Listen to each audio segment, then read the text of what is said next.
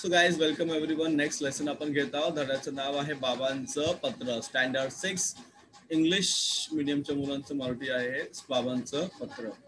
तर पत्र म्हणजे लेटर, यू नो व्हेरी वेल. पत्र म्हणजे काय म्हणतात, लेटर म्हणतो. तर या ठिकाणी वैष्णवीला पत्र लिहिलं आहे कोणी, बाबांनी. Okay, her father has return a letter to her. त्या मुलीचं नाव आहे वैष्णवी. काय नाव आहे मुलीचं नाव? वैष्णवी. बघा, ही मुलगी तुम्हाला दिसत असेल, ती मुलगी पत्र, या ठिकाणी मुलगी पत्र वाचत आहे. प्रिय वैष्णवी, अनेक शुभ आशीर्वाद. प्रिय वैष्णवी, तुला अनेक आशीर्वाद आहेत. कोण म्हटलं? बाबा. मी कामात पुरता गुरफटलो होतो म्हणून पत्र पाठवायला उशीर होत आहे. बघा काय म्हणतात ते, की मला काम भरपूर आहेत, मी कामामध्ये अडकलेलो आहे, बरीच कामं माझ्याकडे असल्यामुळे मला तुला पत्र पाठवायला काय झालं आहे, उशीर झाला आहे, उशीर झालेला आहे. तुझ्या आईने मला दूरध्वनीवरून सांगितले. तुझ्या आईने काय सांगितलं मला? दूरध्वनीवरून सांगितले, म्हणजे फोन करून सांगितले की तुला 6 पेपर 6 गणिताचा पेपर खूपच कठीण गेला, म्हणून तू फार निराश झाली आहे. तर ही वैष्णवी जी आहे ना, वैष्णवी, तर काय झालंय, वैष्णवीला 6 परीक्षा झाली. That is first semester examination, 6 परीक्षा. तर तो पेपर, त्यामध्ये तिला गणिताचा पेपर कठीण गेला. कोणाला? वैष्णवीला. तर त्यामुळे काय झालं बरं, तर ही वैष्णवी थोडी निराश झाली, उदास झाली, अपसेट झाली. पेपरून घरी आल्यानंतर त्या दिवशी तू रडतही होतीस. मला वाटलं दूरध्वनीवरून तुझ्याशी बोलण्यापेक्षा तुला पत्र लिहून तुझ्याशी हितगुज करावे, म्हणून तुझ्यासाठी पत्र लिहत आहे.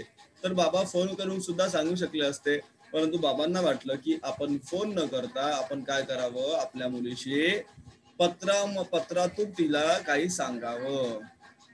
काय म्हणतात बाबा तिचे वडील, काय म्हणत आहेत बघा, खूप छान असं आहे कॉन्व्हर्सेशन. अगं वैष्णवी, अगं वैष्णवी, गणिताचा पेपर कठीण गेला म्हणून गणितानंतर असलेल्या विषयांचे पेपर अवघडच जाणार असे होत नाही ना. मग त्या गोष्टीचा विचार करत बसल्याने उरलेल्या पेपरवरही त्याचा विपरीत परिणाम होतो. अगं, एखाद्या विषयात गुण कमी पडले तर याचा अर्थ आपण आयुष्यामध्ये अपयशी झालो असं होतं का? नाही. बघा काय म्हणणं त्यांचं, की जर एखाद्या विषयात तुम्ही कमी मार्क पडले तर म्हणजे तुम्ही फेलियर आहात का? नाही. तुम्ही अनसक्सेसफुल आहात का? नाही. तुला सांगतो, गणिताशी मैत्री कर. काय कर तू? गणिताशी मैत्री कर. Okay, be friend with the subject. With subject? Mathematics. मग बघ गंमत या विषयाची, कारण हा विषय असा आहे, कुठलाही विषय असू द्या, जर त्या विषयाशी तुम्ही मैत्री केली, if you are a friend with that subject, you are very well versed with that subject, किंवा मग तुम्हाला त्या गोष्टी खूप छानपैकी कळतील. मग बघ, तुला गंमत या विषयाची तुला मुळीच भीती वाटणार नाही, कारण मैत्रीमध्ये भीती वाटते का आपल्याला? नाही. गणितातील संकल्पना, संबोध, क्रिया तू नीट समजावून घे. गणितामध्ये वेगळ्या संकल्पना असतात, वेगळे संबोध असतात, क्रिया तू समजावून घे. उदाहरणे सोडवण्याचा चांगला सराव कर. जेवढे उदाहरणं तुम्ही सोडवाल तेवढं तुम्हाला कॉन्फिडन्स येतो, तुमचा आत्मविश्वास वाढतो. हा विषय लवकरच तुझा लाडका होईल, हे अगदी नक्की. हा विषय कसा होईल तुमचा? लवकरच लाडका होईल. बाळा, आणखीन एक सांगतो. काय सांगतो बघा बाळा, मी तुला आणखी एक गोष्ट सांगतो.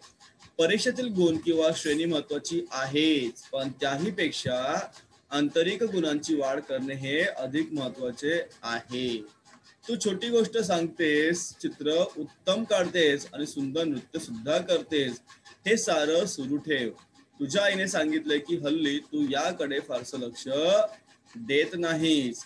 या कला आपले जीवन सुंदर करतात आणि आपले व्यक्तिमत्व सुद्धा फुलवतात. म्हणजे जेव्हा तुम्हाला तुमच्या अभ्यासाबरोबर तुम्हाला कोणाला डान्स चांगला येत असेल, कुणाला एखादं वाजवायची गोष्ट एखादी चांगली येत असेल, जसं दीपक आपल्याकडे आहे, दीपकला तबला वगैरे वाजवता येतो, काही मुलांना चित्र चांगली काढता येतात, काही मुलांना गोष्ट चांगली सांगता येते. या सर्व गोष्टी तुमच्या व्यक्तिमत्व, युअर पर्सनॅलिटी जी असते ती फुलवतात. त्यामुळे प्रत्येकाने एखादी तरी कला जोपासली पाहिजे. तुम्हाला एखादी कला जोपासता आली पाहिजे. स्वतःमधील गुणांची वाढ करायला तुला अनेक संधी मिळतील. अनेक संधी तुम्हाला मिळतील, ज्यामुळे तुम्हाला स्वतःच्या गुणांची वाढ करता येईल. पुढे बघा काय म्हणतात तिचे बाबा तिला.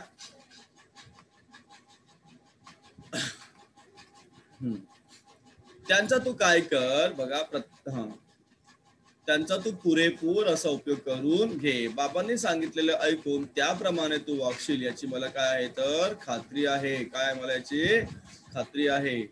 दिवाळीच्या सुट्टीत मी गावी येणार आहे. मग आपण काय करू, खूप खूप मजा करू. आपण किल्ले बांधू, कंदील तयार करू, गप्पा मारू, दिवाळीचा फराळ खाऊ. खाऊ वरून एक गोष्ट आठवली. काय, मला या दिवाळीत गावी येताना तुझ्या आवडीचा खाऊ घेऊन येणार आहे. कुठला ओळखला नाहीशीलच तू? हो, तुझा पुस्तकांचा खाऊ. हिला कोणता खाऊ पाहिजे तर पुस्तकांचा खाऊ पाहिजे. म्हणजे वेगवेगळी पुस्तकं तिला वाचायला पाहिजेत. गावी येताना मी तुझ्यासाठी गोष्टींची अनेक अशी पुस्तकं आणणार आहे. त्याचबरोबर आपण वाचून बघ, तुला ती पुस्तकं नक्कीच आवडतील, खूप आवडतील तुला. बरं आता सांगतो, बाकी सारे भेटी अंती बोलू. म्हणजे जेव्हा तुम्हाला भेटू आपण तेव्हा गप्पा मारूया. कोण म्हणतं बाबा? कोणाचे बाबा? वैष्णवीचे बाबा. कोणाचे बाबा म्हणतात? वैष्णवीचे बाबा. अशा प्रकारे एक लेखक आहेत एकनाथ आव्हाड. काही शब्दार्थ आहेत, पाहून घेऊया. त्याचा अर्थ गुरफटणे. गुरफटण्याचा अर्थ काय होतो? गुंतून राहणे. गुरफटण्याचा अर्थ काय होतो? गुंतून राहणे. निराश म्हणजे नाराज. हितगुज करणे म्हणजे आपल्या मनातील गोष्टी सांगणे. विपरीत म्हणजे वाईट. संबोध म्हणजे काय? मूळ संकल्पना. आंतरिक गुण म्हणजे अंगात असलेले गुण, अंगभूत गुण. आणि भेटी अंती म्हणजे भेट झाल्यानंतर. ग्रामर पण आहे, खूप सुंदर ग्रामर आपल्याला या ठिकाणी बघा. ग्रामरचा पार्ट पण आहे आणि धड्याचे क्वेश्चन पण आहेत.